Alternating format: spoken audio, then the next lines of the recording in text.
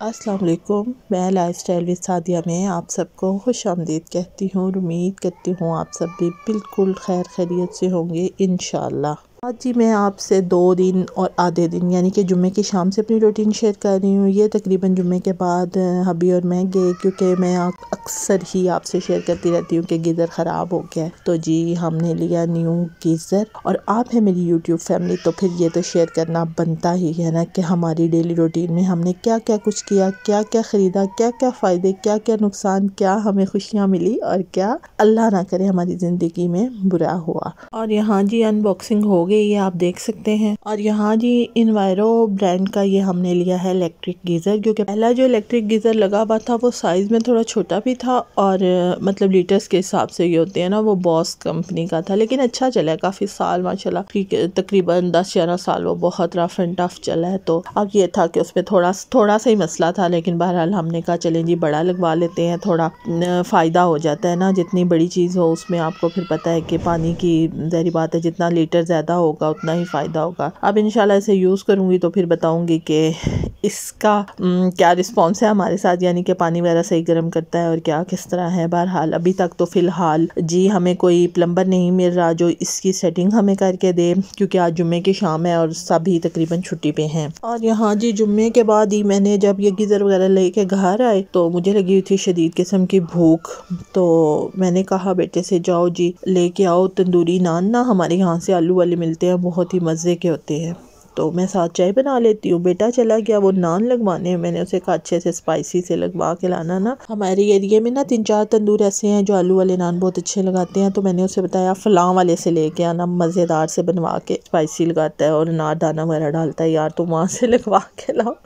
आपको मैं असल ये बताना चाह रही हूँ कि मेरे बीमार होने की कितनी चीज़ें और कितनी वजूहात बनी है ना, जिनकी वजह से मैं बीमार हुई हूँ। मेरा गला ख़राब हुआ है, चेस्ट इन्फेक्शन हो गया और फिर बुखार भी रहा है। अभी भी आप मेरी आवाज़ से देख रहे होंगे, क्योंकि ये वॉइस ओवर मैं आज ही कर रही हूँ, तो ज़ाहिर बात है ये स्टोरी तो जो सारे 3 दिन से चल रही है वो मैं आपको बता रही हूँ ना घर में। फाइनली ये मेरी चाय बन गई थी और यहाँ पे मेरा बेटा बड़े यम्मी से और मज़ेदार से स्पाइसी से खट्टे से नान लगवा के लाया था, आलू वाले, बहुत ही मज़े के थे। और ऊपर से जी मैंने इन्हें अचार और चाय के साथ इंजॉय किया और फिर 3 दिन मैंने इन सब चीज़ों के आगे भी बहुत कुछ इंजॉय किया। उसका भुगता पूरा वीकेंड इतना गंदा गुजरा है ना, बेड पे बीमारी में और वीकेंड पे मैं घर रहने वाली बंदी नहीं हूँ, मुझे बहुत ही बुरा लग रहा था कि मैं इस वीकेंड पे बस घर ही रही हूँ, डॉक्टर और बीमारी के अलावा मैंने कुछ भी नहीं किया।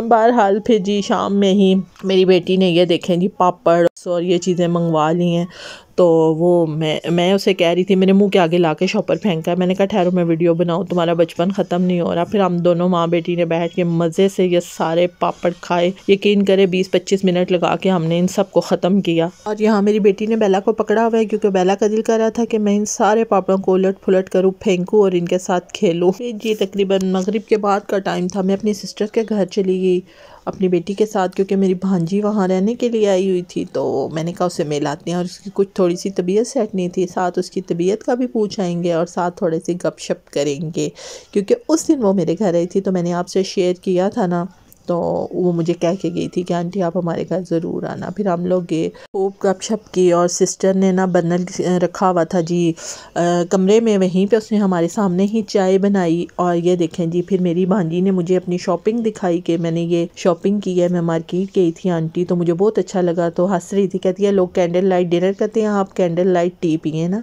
फिर हमने उसकी खुशी के लिए ये सारा दोबारा से ना मैंने फिर व्लॉग बनाया, वीडियो बनाई कि जी चले देखें कितनी वाकई ये कैंडल बहुत प्यारी लग रही थी ना, और बहुत ही कुछ हसीन सा मंजर पेश कर रही थी। तो मैं उसे कह रही थी ना, मैंने कहा तुमने तो बहुत अच्छी शॉपिंग की है। फिर उसने मुझे सारी शॉपिंग अपनी दिखाई, कैंडल दिखाई, और ये उसने ड्राई फ्रूट के लिए जार लिए थे और अपने बेडरूम में साइड टेबल्स के लिए उसने गुलदान वगैरह लिए हुए थे। हम सारे बैठे हुए थे, बहुत अच्छा लगा। भाई भी आ गए, मेरा भांजा भी आ गया, काफ़ी टाइम के बाद सारे इकट्ठे बैठे हुए थे, बड़ा अच्छा लग रहा। फिर वो मुझे कहती आंटी ये भी मेरी शॉपिंग दिखाए ना, पिन्ने पोनियाँ और आउटलाइन और इयर रिंग्स वगैरह ना, काफ़ी कुछ वो लेके आई थी, छोटी मोटी चीज़ें। फिर आपको पता है लेडीज़ तो किसी दुकान में घुस जाएं तो अल्लाह ही हाफिज़ है उसका। और ये जी वो बेडशीट लाई थी विद कंफर्ट, ये बहुत ही प्यारी थी, तो माशाल्लाह सब कुछ बहुत ही प्यारा था, मुझे बहुत अच्छा लगा। उसने मुझे दिखाया और मैंने उसे बहुत ढेरों ढेर दुआएं दी कि अल्लाह ताला तुम्हें ये सब कुछ पहनना और ना नसीब करे। और जी नेक्स्ट फिर ये था कि बेला साहिबा को हम ले गए पेट केयर क्लिनिक, क्योंकि वहाँ से इसकी करवानी थी ट्रिमिंग, क्योंकि इसके बाल बहुत ज़्यादा हो गए थे तो वो काफ़ी ज़्यादा ना डिस्टर्ब होती थी अपने बालों की वजह से। जब इनके बाल बहुत ज़्यादा घने और बड़े हो जाते हैं ना तो फिर वो अजीब से चिपक जाते हैं ना और इन्हें तकलीफ़ होती है। फिर ये होता है कि हम हर तकरीबन 4 से 5 माह के बाद ना इसकी ट्रिमिंग करवा लेते हैं। और सर्दियाँ हैं तो इसलिए हमने इसकी ना वो ज़्यादा डीपली वाली जो होती है लाइन कट नहीं करवाया, दूसरे करवाई है ना थोड़े से, यानी कि 1.5 इंच बाल छोड़ के इसकी कटिंग करवाई। और फिर वापसी पे जी हमने लिए बर्गर, क्योंकि अब वही सीन था कि मैंने कुछ भी नहीं बनाया हुआ था और गला मेरा वैसे ही ख़राब था।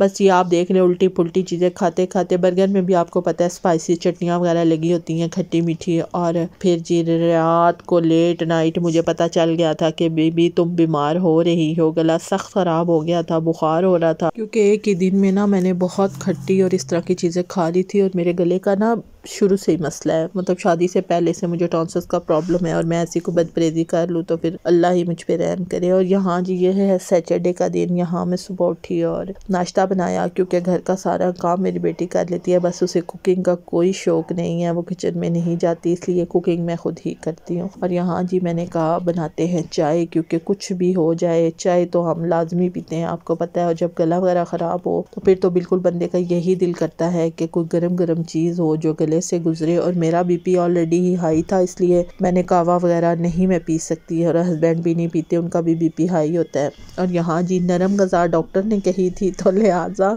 आगे थे हम ब्रेड पे पराठों शराठों के हमने कर दी थी छुट्टी। यहाँ मैं ब्रेड को गर्म कर रही थी और साथ में जी बनाऊँगी इसके एग फ्राई, क्योंकि आपको पता है ब्रेड जो है वो तो सालन वगैरह के साथ नहीं खाई जा सकती।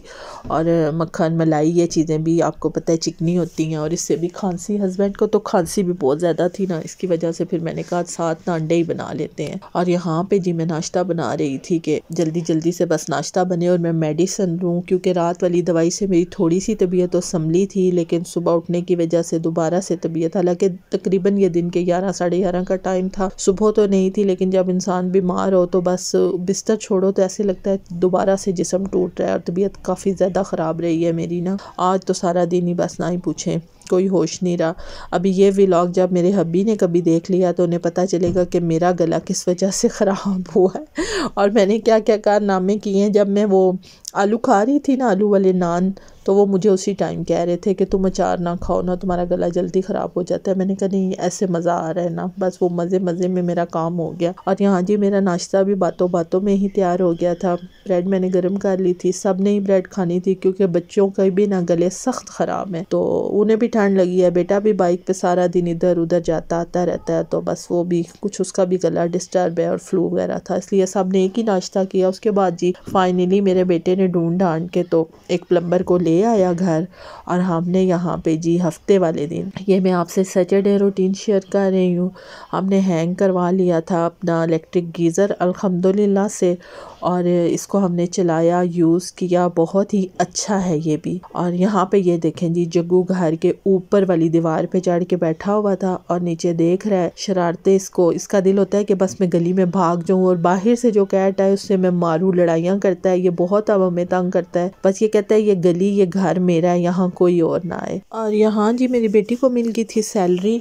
तो बस उसे सैलरी मिल जाए तो उसको बस जुनून होता है कि मैं पैसे खर्च करूँ, तो वो चली गई है भाई को लेके, और ये हमारे लिए चीज़ें लेके आई थी। मामा पापा के गला ख़राब है, उनके लिए ब्रेड लाई हूँ, पापा को बटर वाले बिस्किट बहुत पसंद हैं वो लाई थी, केक हम सबको बहुत पसंद है, मेरे लिए डेयरी मिल्क और ये पीनट वाली इसे पता नहीं पट्टी बोलते हैं क्या चीज़ बोलते हैं वो लाई थी। बहरहाल बच्चे हैं जी, शौक से जो भी लाए अल्लाह ताला उनके रिस्क में बरकत अता करे। और फिर यहाँ पे जी संडे की रात को मैंने बनाना शुरू कर दिए मुर्गी के पंजे या मुर्गी के पाए, जो भी आप इन्हें नाम दें, बहरहाल लेकिन ये बहुत हेल्दी होते हैं, नज़ले ज़ुकाम खांसी के लिए बेस्ट है। यकीन करें कि अगर हम ये जो मुर्गी की आम जो मुर्गी यहाँ मिलती है देसी ना, उसकी यखनी पीने से बेहतर है कि अगर आप ये पिएं तो आपकी हड्डियों के दर्द और आपके फ्लू के लिए बहुत अच्छे हैं। अल्लाह जन्नत बख्शे, मेरे अबू को ना नाक में प्रॉब्लम था, वो उनके नाक की हड्डी में ना थोड़ा सा मसला था, तो उन्हें जब भी फ्लू होता था तो बहुत बुरे तरीके से उनका ना मतलब नाक बंद हो जाता था, तो वो मेरी अम्मी को कहते होते थे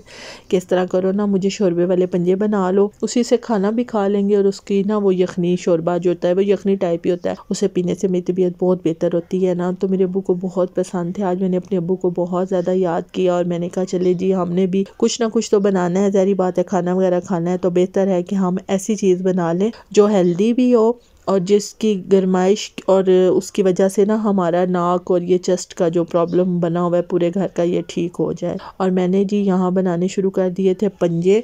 वही नॉर्मल तरीका, अच्छे तरीके से उन्हें धो धा के साफ़ सुथरा पहले किया, काफ़ी ज़्यादा पानी में वॉश किया, उनकी स्किन उनके नेल्स रिमूव किए, उनके दो दो पीस बनाए। फिर अच्छा सा मैंने मसाला बनाया और सारे मसाले घर के याम से डाले, ना ही बहुत ज़्यादा स्पाइसी बनाया और ना ही बहुत ज़्यादा फीका बनाया था। नॉर्मल से मिर्च मसाले रखे थे क्योंकि बताया है कि हमारी कुछ तबीयत ठीक नहीं है। तो मैंने कहा चले जी इस तरह थोड़ी सी यखनी टाइप सी बन जाएगी और वो हम पियेंगे। उसका शोरबे का यानी कि घूंट वगैरह भरने से ना काफ़ी ज़्यादा आपके सीने पे जो बोझ होता है ना बलगम का वो हल्का हो जाता है और खाना भी खाया जाएगा। यहाँ जी मैंने वो बनाने शुरू कर दिए थे। ये आप देख सकते हैं कि कितनी सफाई के साथ हम हर चीज़ को घर में जो है ना, ये सच बात है कि धो धा के जिस तरह हम चीज़ बनाते हैं ना, इस तरह बाहर कोई इतना तमाम हमारे लिए नहीं करता। मैं भी बाहर से बहुत ज़्यादा खाना वगैरह खाती हूँ ज़रूर, लेकिन मुझे यही वहम रहता है, मैं अक्सर चीज़ें सोच समझ कर ही रेस्टोरेंट वगैरह में बैठती हूँ, इधर उधर देखती रहती हूँ। अभी कई दफ़ा शोर करते हैं ये तुम क्या करती हो, मैं कहती हूँ नहीं मुझे देखने दे, कोई साफ़ जगह हुई तो वहाँ बैठ के खाएंगे, ना हुई तो बेहतर है कुछ भी ना खाएं, घर चले जाएं। बहरहाल जी साफ़ सुथरे तरीके से मैंने इन्हें धो के बनाया। यकीन करें मेरी सबसे बड़ी सिस्टर है, उन्हें घुटनों का मसला था ना, बल्कि है अभी तक भी बेचारी, अल्लाह ताला उन्हें सेहत और तंदुरुस्ती वाली लंबी ज़िंदगी दे। वो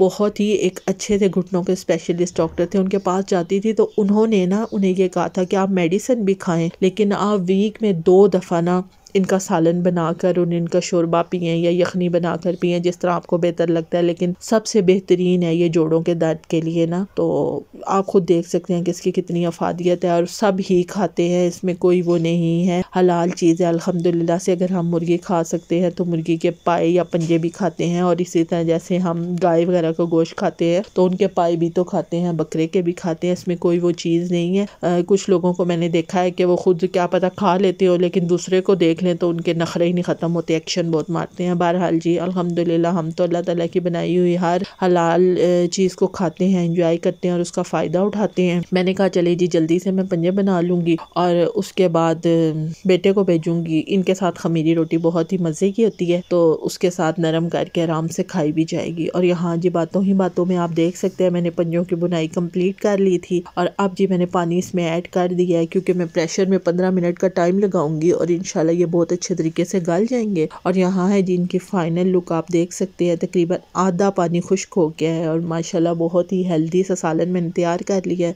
बेटे को भेज दिया रोटियां लेने के लिए, वो आएगा तो हम खाना एंजॉय करेंगे। आप भी आए मेरे साथ इस सालन को एंजॉय करें और प्लीज़ मेरे चैनल को सब्सक्राइब करें, मेरी वीडियोस को लाइक और शेयर करें और मुझे सपोर्ट करें ताकि मैं आगे बढ़ सकूं। और जो मेरे बहन भाई मेरे चैनल पर नए आए हैं वो जाने से पहले मेरे चैनल को सब्सक्राइब करें और बेल आइकन को हिट करना बिल्कुल मत भूलें क्योंकि उससे मेरी हर नई आने वाली वीडियो, नया व्लॉग आपको टाइम पे मिलेगा और आप मुझे सपोर्ट कर सकेंगे। उम्मीद करती हूँ आज का व्लॉग, आज की शेयरिंग आपको पसंद आई होगी। अपना ख्याल रखें, मुझे दुआओं में याद रखें। अल्लाह हाफिज़।